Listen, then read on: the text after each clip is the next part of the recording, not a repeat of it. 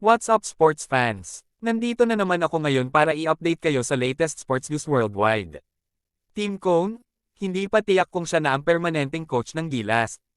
Pero bago yan, huwag kalimutan i-tick ang like button at mag-subscribe sa ating YouTube channel para palagi kayong updated sa mundo ng sports. Magsimula na tayo mga ka-SN. Team Cone, hindi pa tiyak kung siya na ang permanenteng coach ng Gilas.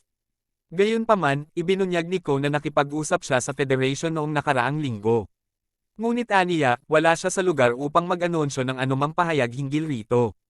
Wala pang natatanggap na kasunduan Barangay Ginebra head coach na si Team Cone sa Samahang Basketball ng Pilipinas, SBP, hinggil sa permanenteng Gilas Pilipinas coaching job.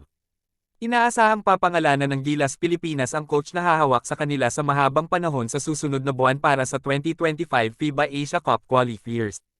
Hanggang dito na lang mga ka-SN.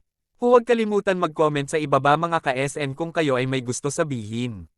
Mag-subscribe na mga ka-SN at sisiguraduhin kung updated kayo sa mga fresh na balita pagdating sa sports worldwide araw-araw. Salamat at hintayin niyo ulit ang aking susunod na update pagdating sa daily sports news natin. God bless to all and keep safe.